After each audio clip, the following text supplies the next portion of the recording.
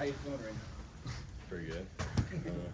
A lot better than last year, I'd tell you that. What was going through your mind as you're walking out on the field to kick the field goal? Well, in the moment, nothing. I mean, it's a hard feeling to explain. I mean, it happened last year at, like, Northwestern, where it's like I black out. I mean, I can't, like, it's hard to explain, but, like, the second you leave that sideline, you're just acting on what you practice. So they call a timeout and you make that first one. What is your kind of thought process when you're going through that? Like, oh yeah, I got this. The wind's not doing crap in my ball. It's definitely going in, yeah. Last year, this game, missed a couple kicks. You didn't get a chance at the last one. I'm sure that stuck with you probably all off season. Oh yeah. Were you thinking in the back of your mind, I want redemption, I want to have a shot at it again, whether it's against Nebraska or somebody else, and then to have this opportunity, what's that mean for you? I mean, it means everything, you know. Like, I was looking forward to this game. I know, I mean, I can say that now. But I was looking forward to this game just because it's, first of all, I don't like Nebraska. They always mess with us pregame. I mean, they didn't this year, but usually, like, the previous years, they mess with us pregame. And I don't know, they're just in the way, and I don't know, they mess with our warm-up. And, yeah, I mean, it sucks when somebody else is out there doing a job. I mean, I'm going to be honest, like, that does suck. Especially when you train all year round, like, doing it. So, yeah, this one felt really good. But I was confident, ready to go out there and do it. Drew, what's your maximum? How far could you hit one from? Tonight, that would have went in maybe from 58 yards.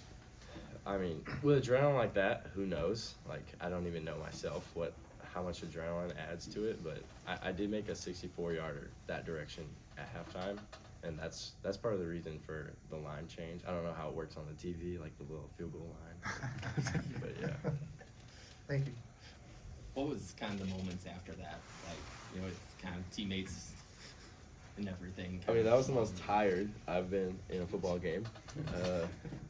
I don't know, the sprint down there. You know what's crazy is actually people ask me, like, do you plan your celebrations? And that one we were actually talking about, like, at, like, the second quarter or something. We're like, dude, we should go lead the team down to the trophy if we hit it. And then, you know, Max basically takes the ball from Mahomes Jr. and then there we go. Jay talked about at halftime how, you know, in the locker room you guys are really confident that, like, he said you didn't know how you're gonna get a win, but you guys were gonna end up getting a win. Yeah, see that's Iowa football right there. That was a great team win. I mean, a lot of people just say that, but I feel like that is an Iowa football staple game. Like, even though offense was having their struggles, they found a way to get points on the board and get field position. And special teams, they had the muff, and we capitalized on it. Kickoffs were good all day. Kickoff team covered great, and the snap and hold on the field goals and ops was better than theirs. You know, so. Coach Woods talked about a couple weeks ago that he just felt like you were, I think, like a lion to be uncaged or something like that this season, maybe relative to. I think you said tiger. Tiger? Yeah. Okay. Tiger. My bad, guys. Sorry. Yeah. Sorry. Wild animals. Did you feel that way going into this season, or is that something that he's said to you based on the fact that you know the quote and everything?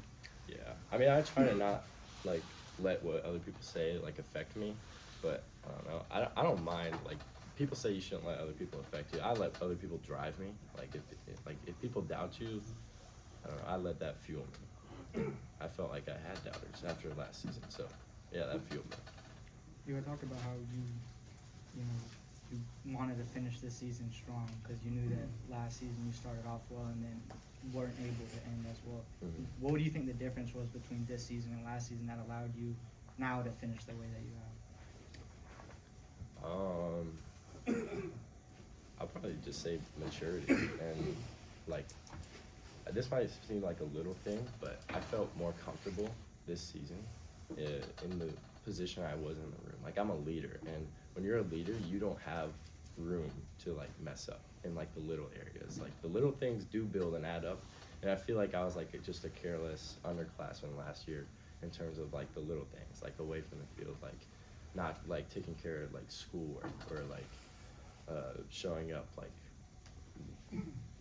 right at the beginning of, like, obligations I had in the facility or things like that. And this year you can't do that because you're trying to be a role model to the new specialists in the room. So I mean, I think that plays a big part into it. Drew, But- it's 9 of 10 over Nebraska. What's the difference between what you guys do here and over there? I think it's the details, man. I think it's the little things that we do well. That's what we focus on. We even focused on that way back in summer. Like, you miss a line, everybody goes back 5 yards because we're a team. One guy messes up, everybody messes up. And I don't know how Nebraska does it, but we don't muff punts here. So Brett Somovar went up to you after, you know, the celebration, and can you just talk about what he's meant to you in your football career? I mean, he means everything. He's the guy that basically got me here. He gave me the opportunity to play in the game and playing it today, and seeing him cry got me emotional after that game. I love it. All right, thanks, Drew. Thanks, Drew.